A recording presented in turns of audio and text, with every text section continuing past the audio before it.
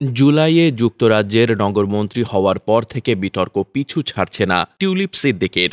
সম্প্রতি তার বিরুদ্ধে সম্পত্তিজনিত আয় নিয়ে তদন্ত শুরু হয়। এবার নতুন করে খবরের শিরোনাম হয়েছেন তিনি। শুক্রবার এক প্রতিবেদনে ব্রিটিশ সংবাদ মাধ্যম ডেইলি মেইল জানিয়েছে, নিজের বাসা ভাড়া দিয়ে তার খালা শেখ হাসিনার বিশেষ বন্ধু আব্দুল করিমের 2 মিলিয়ন পাউন্ড মূল্যের বিলাসবহুল বাসায় বর্তমানে অবস্থান করছেন টিউলিপ।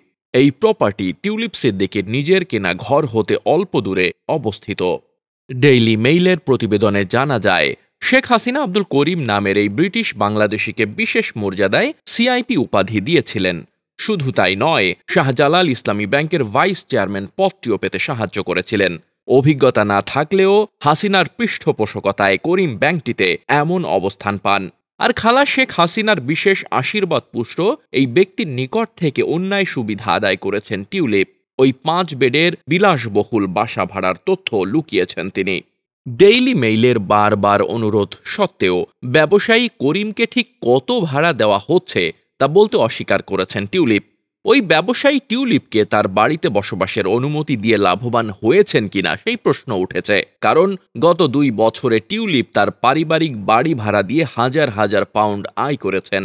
যুক্তরাজ্যের আইন অনুযায়ী যদি কোনো এমপি কম ভাড়া দিয়ে কোনো আবাসনে বসবাস করেন, তাহলে তা সরকারকে অবহিত করা বাধ্যতামূলক। তা না হলে দেশটির আইনে এটি একটি বড় অন্যায় হিসেবে দেখা হয়।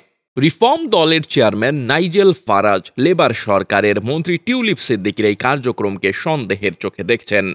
নাইজেল ফারাজ বলেন, সরকারের একজন মন্ত্রী যদি সঠিক তথ্য প্রদান না করেন এবং ভাড়া কম বা ভাড়া প্রদান না করে ঘরে অবস্থান করেন, তাহলে সেটি বড় অন্যায়। আব্দুল করিম নামের ব্যবসায়ী বন্ধুটি এর বিনিময়ে লেবার পার্টির মন্ত্রীর নিকট হতে অন্যায্য সুবিধা আদায় করার চেষ্টা করতে পারেন। লেবার পার্টি এমন লোককে মন্ত্রী বানিয়েছে কারণ এই দল গোলমেলে কাজ করতে পছন্দ করে। আব্দুল করিম বাংলাদেশ আওয়ামী লীগের যুক্তরাজ্য শাখার একজন সদস্য। যুক্তরাজ্যে টিউলিপের নির্বাচনে তার খালার দল বাংলাদেশ আওয়ামী লীগের নেতাকর্মীদের কাজ করা নিয়ে আগে থেকেই বিতর্ক রয়েছে। গত সপ্তাহে সোমবার ব্যাপক গণবিক্ষোভের মুখে পতন হয়েছে আওয়ামী লীগ সরকারের। পদত্যাগী সাবেক প্রধানমন্ত্রী শেখ হাসিনা বর্তমানে ভারতে রয়েছেন। বিভিন্ন সূত্রের খবর, যুক্তরাজ্য এবং যুক্তরাষ্ট্রের রাজনৈতিক আশ্রয় চেয়েও ব্যর্থ হয়েছেন তিনি। ডেস্ক রিপোর্ট, বার্তা বাজার।